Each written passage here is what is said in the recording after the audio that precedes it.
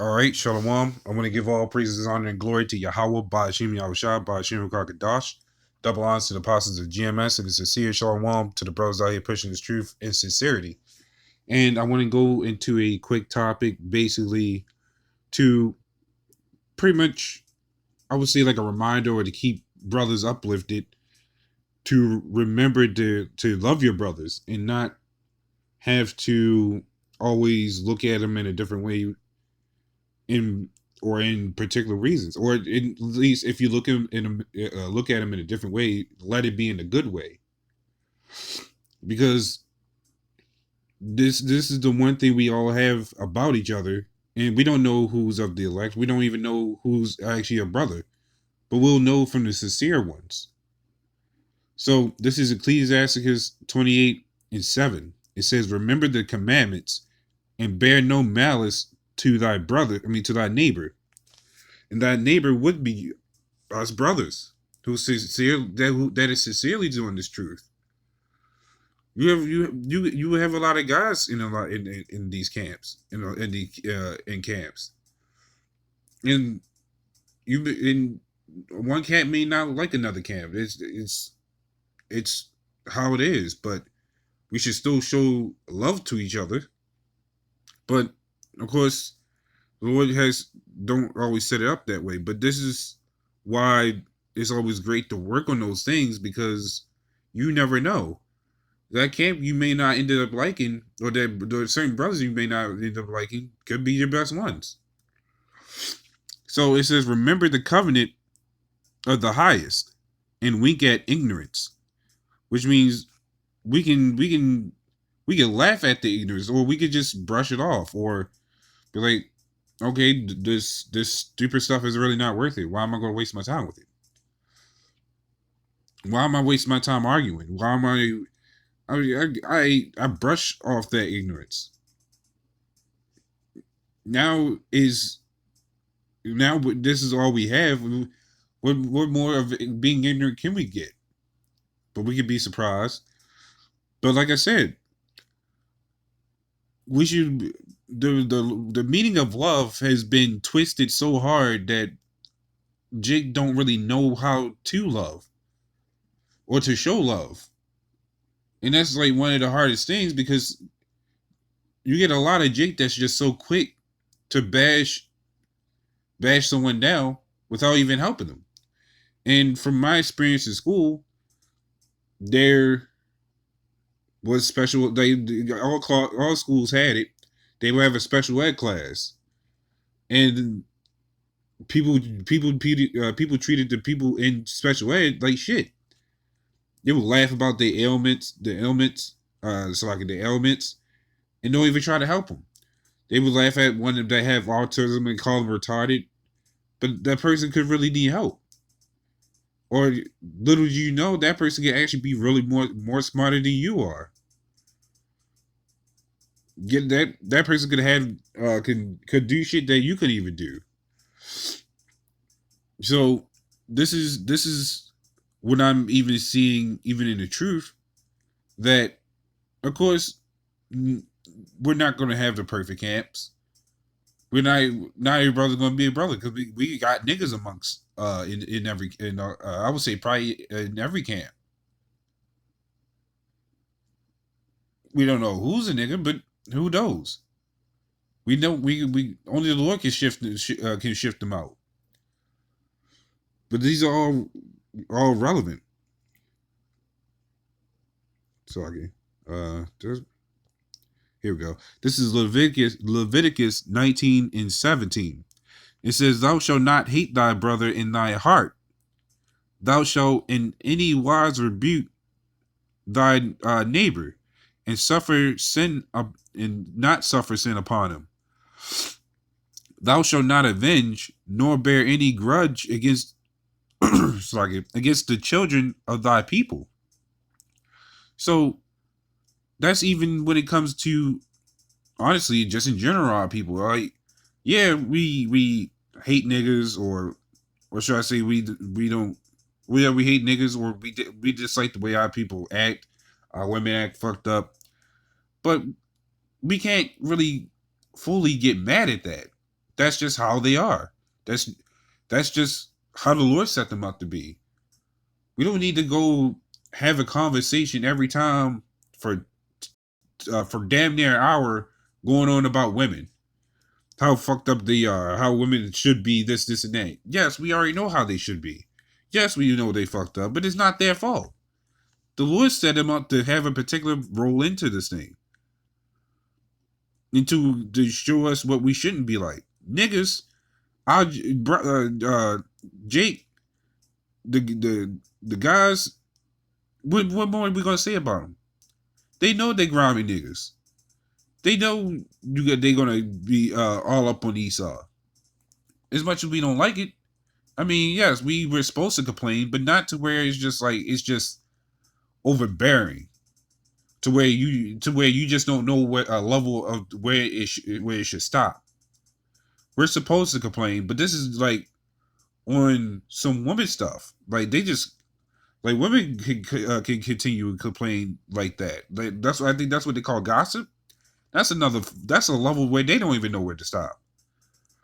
And we inherit a lot of those traits because of women. But again, are we really going to sit there and actually get mad about it the entire time?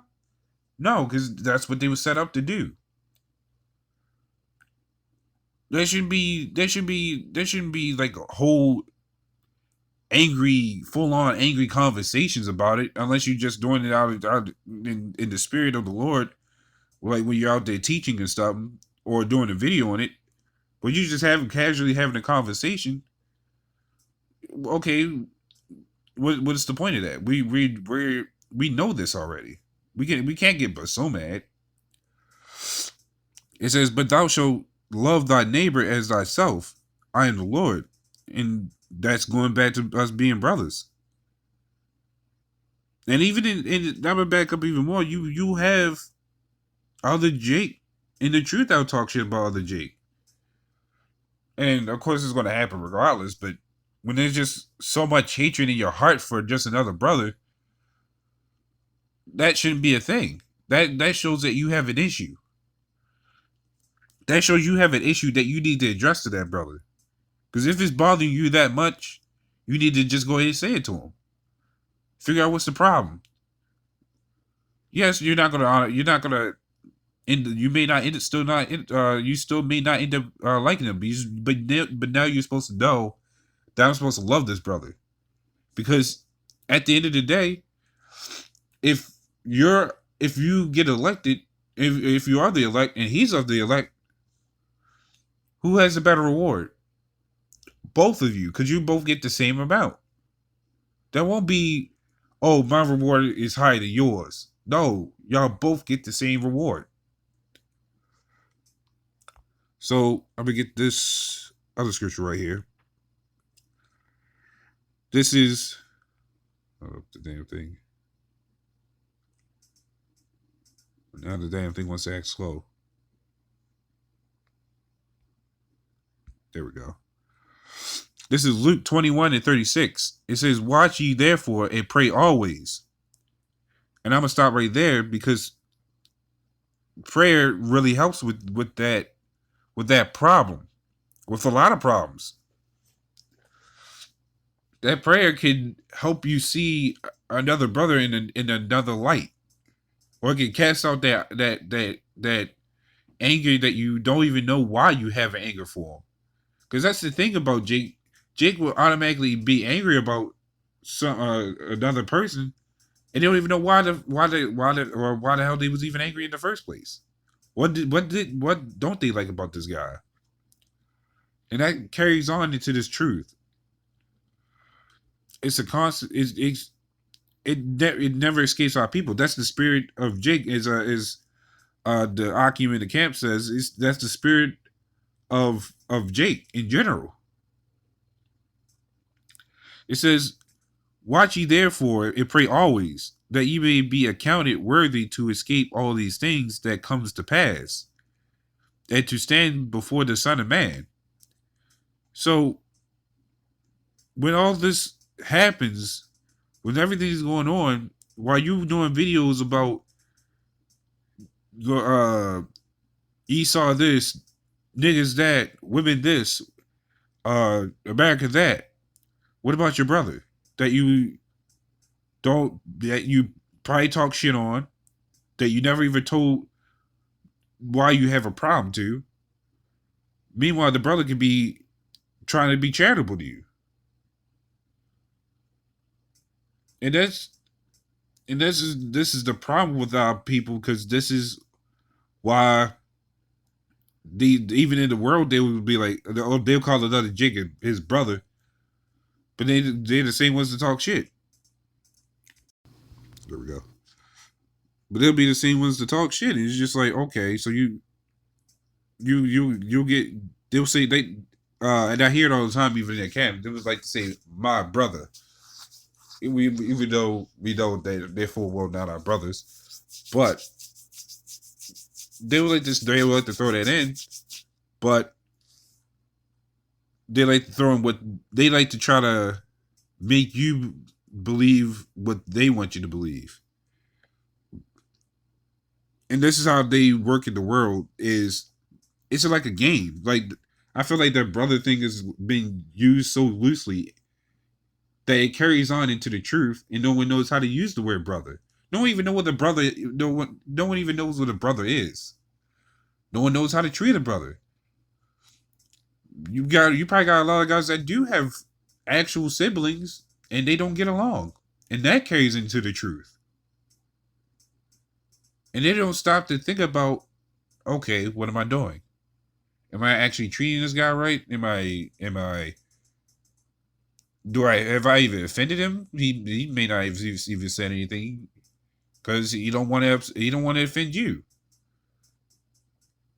So these are things that I feel a lot of guys in the truth should really think about, even if they don't want to. This is Matthew 7:5. Thou hypocrite, first cast out the beam out of thy own eyes, then shalt thou see clearly to cast out the mote out of thy brother's eye. So let's go into that word mote real quick, just for the quick Merriam. It says a small particle, a speck. So even the smallest of anger can be that big to blind you, for you to even realize that, oh, that this guy isn't as fucked up as I made him out to be. He's actually a genuinely nice person. But yet you still got Jake out there that refuse to admit these type of things.